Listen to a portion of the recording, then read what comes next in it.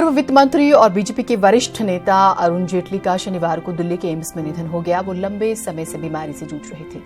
9 अगस्त को सांस लेने में तकलीफ के बाद उन्हें एम्स में भर्ती कराया गया था। अनुभवी डॉक्टरों की टीम की देखरेख में उनका इलाज किया जा रहा था। दोपहर बाद राजकीय सम्मान के साथ दिल्ली के निगमबोध घाट पर उनका अंतिम संस्कार किया जाएगा और आखिरी विदाई देने के लिए कई बड़े नेता उनके आवास पहुंचे। राष्ट्रपति रामनाथ कोविंद, गृहमंत्री अमित शाह और मुख्यमंत्री योगी आदित्यनाथ ने भी उन्हें याद किया।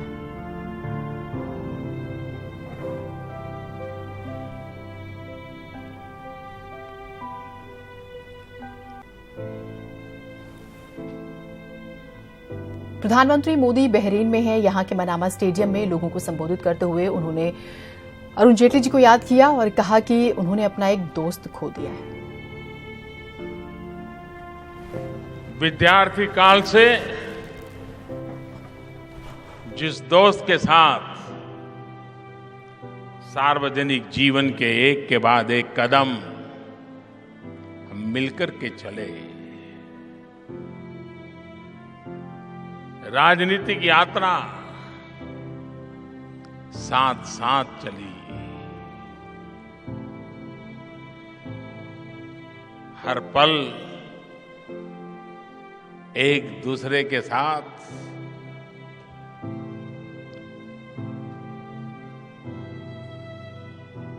जुड़े रहना, साथ मिलकर के जूझते रहना, सपनों को सजाना, सपनों को निभाना, ऐसी एक लंबी सफर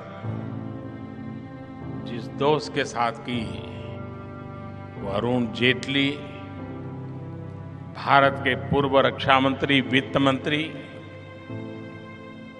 आज ही उन्होंने अपना देश छोड़ दिया। तो उत्तराखंड के मुख्यमंत्री त्रिवेंद्र सिंह रावत ने भी कहा है कि जेटली जी अटल और मोदी जी की कैबिनेट में मजबूत स्तंभ थे। जी हमारे बीच में नहीं रहे, उनके लिए हमारी भावभीनी श्रद्धांजलि है। उनके परिवार में उनकी जो पत्नी है वो भी आजकल कुछ दिनों से अस्वस्थ चल रही हैं, बच्चे हैं। उनको ईश्वर इस कष्ट को सहने की शक्ति प्रदान करे। और अंत में मैं कहना चाहूँगा कि अरुण जी का जाना एक पार्टी या विचारधारा की क्षति नहीं है, बल्कि एक तरह से वो देश की ताकत थे। ये देश के लिए एक बहुत बड़ा नुकसान हुआ है। बीजेपी प्रदेश अध्यक्ष अजय भट्ट ने जो है पार्टी के वरिष्ठ नेता अरुण जेटली के निधन पर श्रद्धांजलि दी।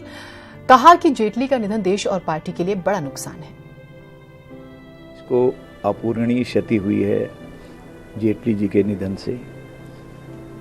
वो बहुत बड़े विद्वान थे, कानून के ज्ञाता थे, विषम परिस्थितियों को हंसते हंसते टाल देते थे और उनका सॉल्यूशन निकाल लेते थे। जब भी कभी पार्टी पर कोई संकट आता था तो अरुण जेटली जी की राय सर्वोपरि होती थी। इसलिए पार्टी की व्यक्तिगत क्षति के साथ साथ देश को भी बहुत बड़ी क्षति है। वो एक प्रखर राष्ट्रवादी नेता थे। राज्य के पूर्व मुख्यमंत्री भगत सिंह कोश्यारी ने पूर्व केंद्रीय मंत्री अरुण जेटली के निधन पर गहरा दुख व्यक्त किया है। उन्होंने कहा है कि देश ने एक आदर्श नेता को खोया है, एक सुलझे हुए राजनेता और प्रख्यात अधिवक्ता रहे हैं। देश की राजनीति में उनकी कमी हमेशा खलेगी। और हम तो बहुत लगातार साथ साथ काम किए हैं। मेरे से उम्र में भी 10 साल छोटे हैं और इतना विद्वान, देश का एक प्रकार से इतना जाना माना वकील, इतना जाना माना राजनीतिज्ञ आज हमसे चला गया है। सचमुच बहुत बड़ा कष्ट का विषय है, बड़ा दुख का विषय है। भगवान उनकी आत्मा को शांति दे और उनकी कमी खले नहीं, यही भगवान से प्रार्थना। तो जेटली जी हमारे बीच नहीं रहे हैं। छात्र रहते हुए ही सियासत में उन्होंने कदम रख दिया था। चलिए एक नजर में अरुण जेटली जी की जिंदगी को जानते हैं।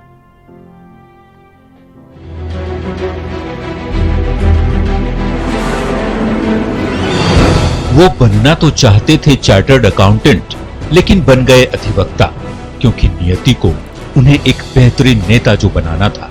हम बात कर रहे हैं उस शख्सियत की जो जिंदगी के हर फन में माहिर थे। वो एक शानदार अधिवक्ता थे। माध्यम चाहे हिंदी हो या फिर अंग्रेजी, वो एक प्रखर वक्ता थे। मुद्दों पर आधारित राजनीति के मामले में वो एक मुखर सियासतदान थे।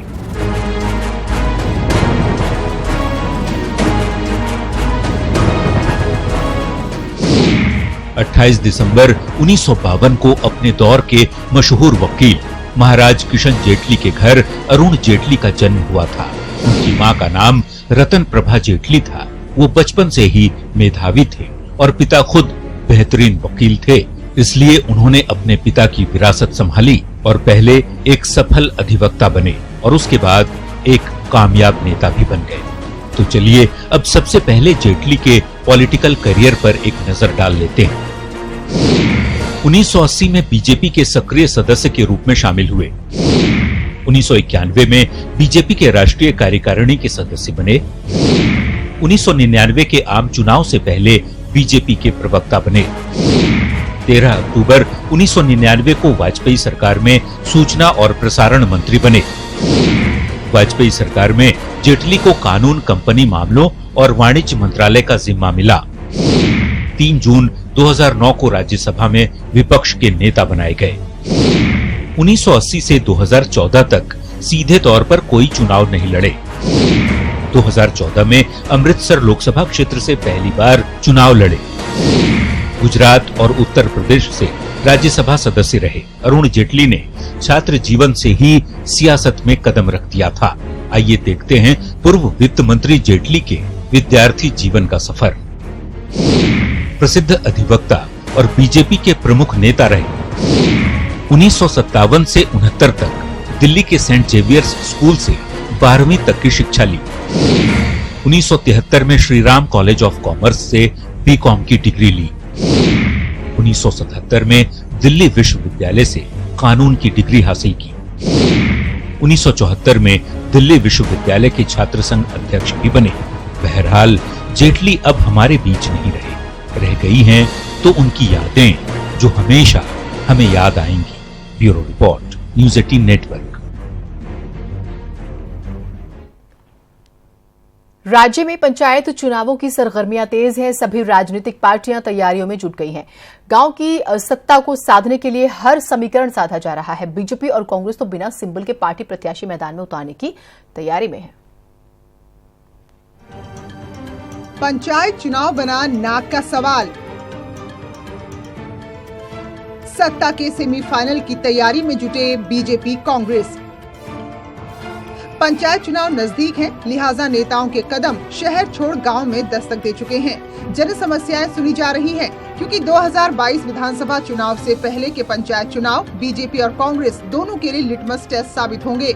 लिहाजा बीजेपी जहां चुनाव जीतकर सत्ता की लोकप्रियता साबित करेगी, वहीं कांग्रेस पंचायतों पर पंजा जमा फिर से मजबूत हाथ का संकेत देना चाहेगी। पार्टी तो पूरी तैयार है, पहले से ही तैयार है। हमारे पैनल बनने तैयार हो रहे हैं। एक पैनल तैयार करेंगे जिला अध्यक्ष और प्रभारी, और उसको प्रदेश को भेजेंगे।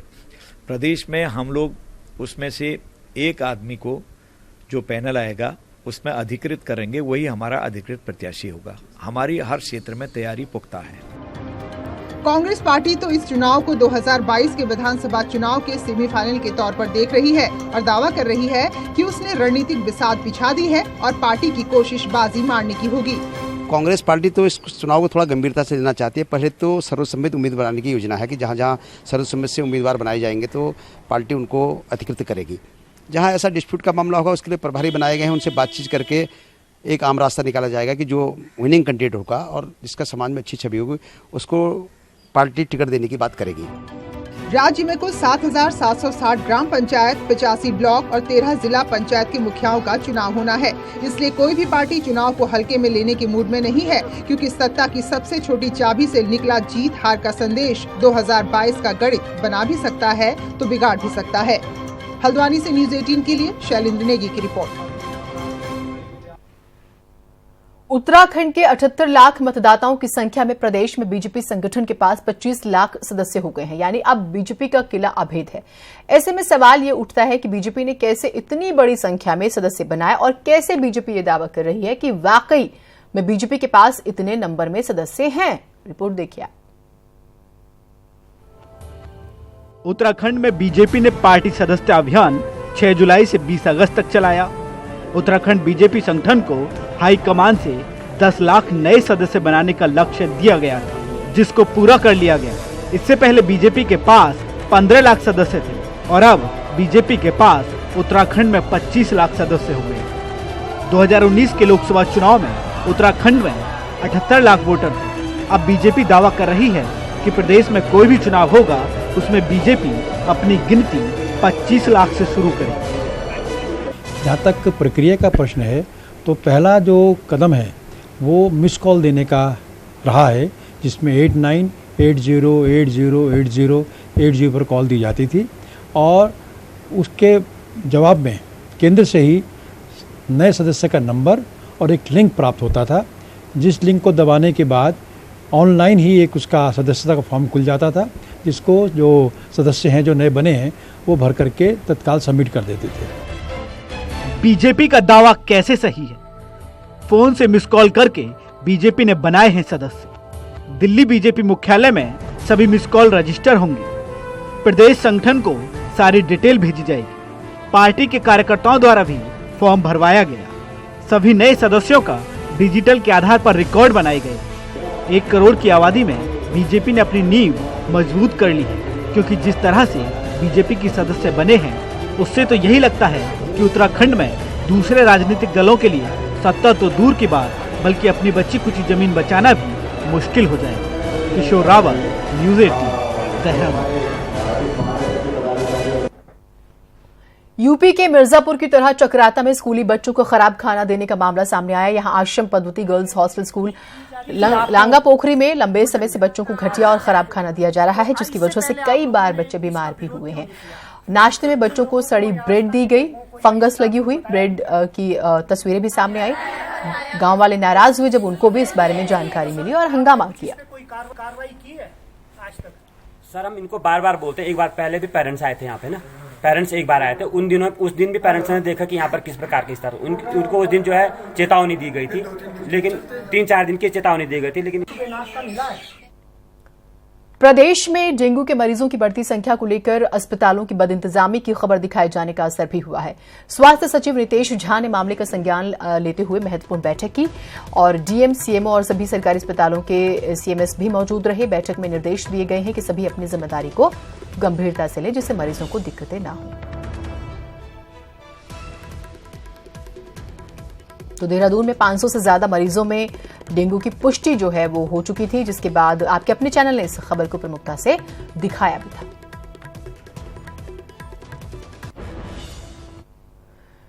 हल्द्वानी में भी डेंगू के मामले लगातार बढ़ते जा रहे हैं। शनिवार को डेंगू के लक्षणों वाले 30 नए मरीज सुशीला और बेस अस्पताल में भर्ती हुए, जिनमें टेस्ट से डेंगू की पुष्टि हो चुकी है। जिले में अभी तक डेंगू के 88 कंफर्म मामले जो है वो आ चुके हैं।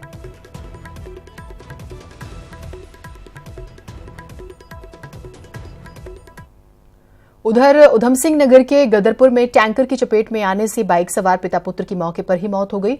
गदरपुर बाजपुर रोड पर हुई इस सड़क दुर्घटना के बाद मौके पर टैंकर चालक टैंकर छोड़कर फरार हो गया। फिलहाल पुलिस ने इस दुर्घटना में मरने वाले ग्राम मजरा नरसिंह नंदपुर निवास सुखविंदर सिंह और बलकार सिंह के शव का पंचनामा भर परिवार को सूचित किया। कुमाऊं विश्वविद्यालय में राजनीतिक रंग छाने लगा है। छात्र संघ चुनाव के लिए अखिल भारतीय विद्यार्थी परिषद ने अपना प्रत्याशी घोषित किया। नैनीताल क्लब में आयोजित कार्यक्रम के दौरान एबीवीपी ने डीएसपी नैनीताल के लिए विशाल वर्मा को अपना अध्यक्ष पद के लिए उम्मीदवार घोषित किया। इस दौरान छात्र संगठन एबीवीपी ने कहा है कि वो लगातार छात्र हितों के लिए संघर्ष करते रहे हैं। जो छात्रों के मुद्दे हैं उनको लेकर चुनाव लड़ेंगे। इस बार उनके मुद्दे परीक्षा प्रणाली को बदलना और कॉलेज में बेहतर पठन पाठन का माहौल देने के लिए संघर्ष करना है।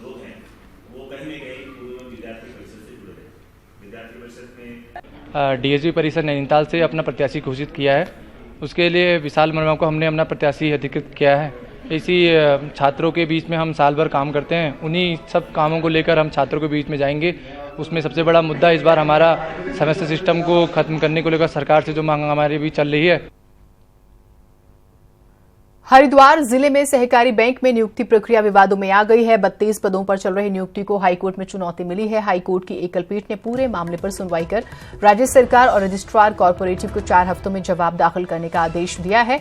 हरिद्वार सहकारी बैंक के निदेशक सुरेंद्र सिंह ने याचिका दाखिल कर कहा है कि पिछले साल 32 पदों पर नियुक्ति के लिए विज्ञप्ति जारी की थी। याचिका में कहा गया है कि नियम के अनुसार इन पदों पर ओबीसी के लिए 14%, एससी के लिए 19% आरक्षण होना चाहिए था, जिसका उल्लंघन किया गया है। याचिका में कहा गया है कि एससी के लिए 1 पद और ओबीसी के लिए कोई पद आरक्षित नहीं किया गया है। याचिका में इसी साल अगस्त में चयन प्रक्रिया के परिणाम के अनुसार नियुक्ति पर रोक लगाने की मांग कोर्ट से की गई है।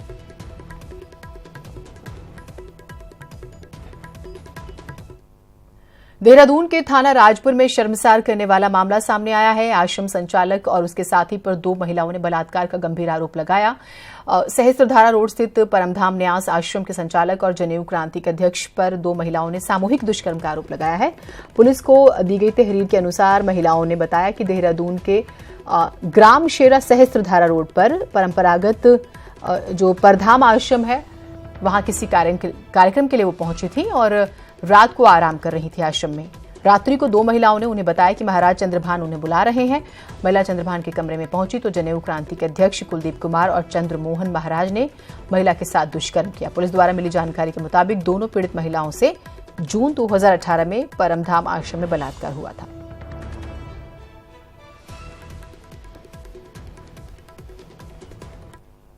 दो महिलाएं हैं, इन्होंने चंद्रमोहन हैं और कुलदीप हैं इनके साथी। इनके खिलाफ एफआईआर लिखवाया है। रेप का एलिगेशन है कि लास्ट ईयर जून में और इस साल जून में इनके साथ रेप हुआ है। इसमें हमने एफआईआर रजिस्टर कर लिया और इन्वेस्टिगेशन चल रहा है इसमें। उधर काशीपुर में बॉक्सिंग के कोच पर छेड़छाड़ और अभद्रता का आरोप लगा है। कोतवाली में केंद्र प्रभारी द्वारा दी गई तहरीर के आधार पर पुलिस ने कोच के खिलाफ पॉक्सो एक्ट में मुकदमा दर्ज कर लिया है।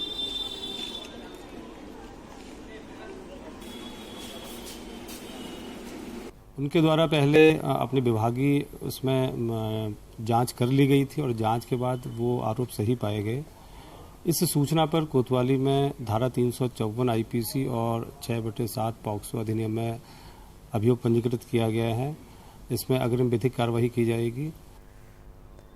उधम सिंह नगर में इन दिनों सोशल मीडिया की बात करें तो मित्र पुलिस के एक दरोगा का वीडियो वायरल हो रहा है। इस वायरल वीडियो में बाजपुर के बरहैनी चौकी इंचार्ज संदीप पिलखवाल खुद अपनी वर्दी का बटन खोलकर महिलाओं को धमकाते हुए नजर आ रहे हैं। दरअसल बीते 20 अगस्त को बाजपुर के एक आरोपी युवक को पकड़ने उसकी पुलिस पहुंची थी। आरोपी युवक घर पर नहीं था, जिसके बाद जो है पुलिसकर्मी आग बबूला हो गया और जबरन युवक के घर में घुसने का प्रयास किया। जब आरोपी युवक के परिजनों ने इसका विरोध किया तो इंचार्ज संदीप पिलखवाल ने मौके पर खुद ही अपनी वर्दी खोलकर महिलाओं पर पुलिसकर्मियों की वर्दी फाड़ने का आरोप लगा दिया। साथ ही दरोगा जी ने अपनी पावर का इस्तेमाल कर आरोपी युवक के बुजुर्ग माँ बाप और आरोपी युवक के अन्य पारिवारिक सदस्यों पर सरकारी काम में बाधा डालने का मुकदमा भी दर्ज करवा दिया। मम्मी ना चाची तुमने मेरी वर्दी कैसे पकड़ी? तुमने मेरी वर्दी पकड़ी? बेटा क्या तुमने मेरी वर्दी पकड़ी? नोट कर इसे बता। बेटा क्या इसे मैंने वर्दी पकड़ी? इसने मेरी वर्दी पकड़ी? सरासर झूठ, सरासर झूठ। मेरी वर्दी क्यों पकड़ी? गलत थोड़ी बोली। कोई गलत नहीं। घर में आगे पीट रहे, घर में घर में आगे औरतों पे हाथ उठा रहे हो। तुमने मेरी वर्दी पकड़ी? तुमने ऐसे वर्दी पकड़ी मेरी? ये इंसानियत। एक मिनट पीछे आ जाओ। उनको भी कही मैंने। ये है इंसानियत इनकी। ये है कागज। ये है कागज। जिनके लिए आए उन पे हाथ उठाओ। ये है कागज। औरतों पे हाथ उठाने का क्या नहीं मतलब है उठाई। आपका? औरतों ने मेरे पर उठाई। औरतों ने मेरे पर उठाई। इसने भाड़ी मेरी वर्दी पे हाथ लगाया। मेरी वर्दी पे हाथ। देखिए ऐसा है, पुलिस जो है अच्छे काम भी करती है। काम करने के दौरान कुछ गलतियां भी होती हैं। जो गलतियां इंटेंशनल होती हैं उस पर क्या कहते हैं कार्रवाई भी की जाती है उच्च अधिकारियों द्वारा। इसमें भी जांच करने के बाद जो भी तथ्य सामने आएंगे उसमें नियमानुसार कार्रवाई की जाएगी। टिहरी के चंबा टैक्सी यूनियन से 2013 में केदारनाथ आपदा के दौरान हायर की गई टैक्सियों का आज तक भुगतान नहीं हो पाया, जिससे टैक्सी मालिक विभागों के चक्कर काटने को मजबूर है। चंबा टैक्सी यूनियन से आपदा के दौरान यात्रियों को लाने के लिए 15 टैक्सियों को हायर किया गया था और बाद में भुगतान की बात कही गई थी, लेकिन आज तक इन वाहनों का भुगतान नहीं हो पाया और टैक्सी स्वामियों का करीब 5 लाख से ऊपर का बकाया चल रहा है।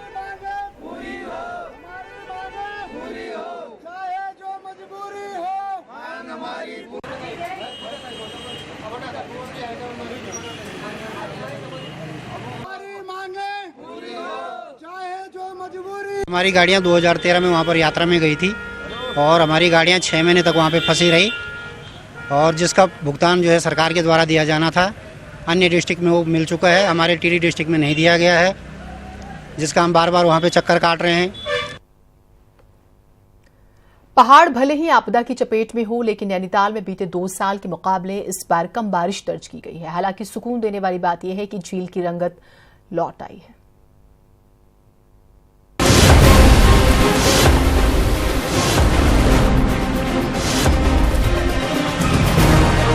नैनीताल में इस बार बीते 2 सालों से कम बारिश हुई है। बीते साल के मुकाबले इस बार यहां 100 mm कम बारिश दर्ज की गई है। बावजूद इसके झील में 9 फीट पानी भर गया है। साल 2018 में अगस्त तक यहां 1334 mm बारिश हुई थी, जबकि इस बार 1191 mm ही बारिश हुई है। बीते 10 सालों में अब तक सबसे कम बारिश का रिकॉर्ड होने के बाद भी नैनीताल झील में रंगत लौटने लगी है। हालांकि अब भी झील का जलस्तर सामान्य से करीब 4 फीट कम है। 2010 में जहां 2510 mm बारिश हुई, तब नैनीताल झील का जलस्तर 10.30 फीट था। वहीं आज 2019 में जब 1191 mm बारिश हुई तो जलस्तर 8.5 फीट है। पानी से लबालब होती झील की देखरेख में लगा सिंचाई विभाग गदगद है। नालों के रखरखाव पर और नालों की सफाई पर विशेष ध्यान दिया इस साल, और जिसका हमें ये रिजल्ट मिला। और अभी उसमें 4 फीट की कमी है, लगभग 4 फीट की कमी है। उम्मीद करते हैं कि 12 फीट का लेवल सितंबर 15-20 तक मिल जाए। नैनीताल में कम बारिश के बाद भी बढ़े जलस्तर से सिंचाई विभाग तो खुश है, लेकिन पर्यावरणविद इसका दूसरा कारण भी बता रहे हैं। दरअसल बीते कुछ सालों में मौसम चक्र बिगड़ने के चलते शीतकाल और प्री मानसून में कम बारिश हुई, जिसके चलते सामान्य बारिश ही दर्ज की गई। कम बारिश के चलते शहर में पेयजल की भी कटौती की गई और पानी की आपूर्ति 16 MLD से 8 MLD कर दी गई। इस दौरान झील शून्य पर भी पहुंची। इस बार कम बारिश के बाद तेजी से भर रही झील के लिए पर्यावरणविद गाद को कारण बता रहे हैं। बेंथल जो है वो बहुत भर गया है, तो उसकी वजह से स्वाभाविक है कि लेक जो है पानी ऊपर ज़्यादा दिखाई दे रहा है, लेक का लेवल। तो इसका मतलब ये नहीं है कि लेक का लेवल बढ़ गया है। नीचे बेंथल में बहुत ज़्यादा जो कूड़ा करकट भर गया है, मलबा भर गया है, गाद भर गई है, उसकी वजह से भी लेवल जो है वो थोड़ा ऊपर आ गया है। तो इसलिए लोगों को ये लग रहा है कि लेक का लेवल अच्छा हो रहा है। बहरहाल पर्यावरणविद के दावों पर यकीन किया जाए तो झील भरने के सुकून से ज्यादा झील में लगातार गाद भरना चिंता का विषय है। अगर नैनी झील को बचाना है तो झील में जा रही इस मिट्टी को रोका जाए ताकि इसकी रौनक बरकरार रहे। नैनीताल से न्यूज़ 18 के लिए वीरेंद्र बिष्ट की रिपोर्ट। तो कृष्ण प्रकोत्सव के अवसर पर देश भर के मंदिर जयकारों से गूंज उठे। शनिवार शाम से ही कान्हा के जन्मस्थान मथुरा समेत देश के तमाम मंदिरों में भक्त इंतजार करते नजर आए। कान्हा के जन्मदिन के मौके पर मंदिरों में उनका चित्रण भी पेश किया गया। कृष्ण भक्तों ने भी कान्हा की भक्ति में लीन होकर इस चित्रण को देखा और उन दिनों को याद किया जब विष्णु भगवान के अवतार कृष्ण का जन्म हुआ।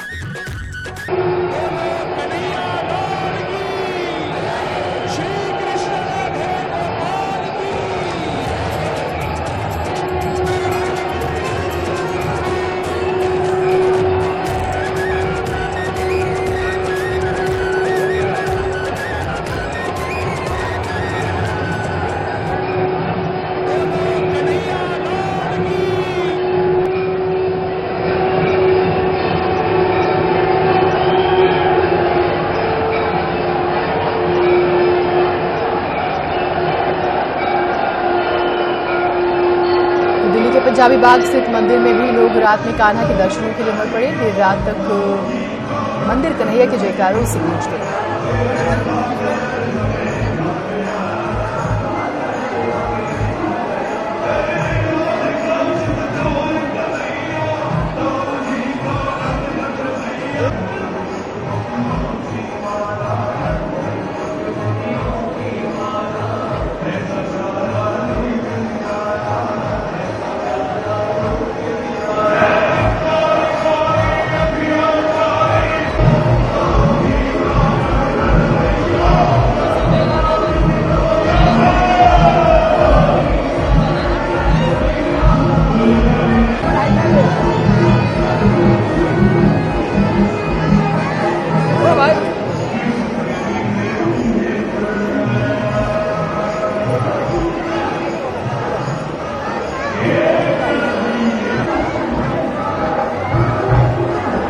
और मुंबई के इस्कॉन मंदिर में भी धूमधाम से जन्माष्टमी मनाई गई। तस्वीरें देखिए आप।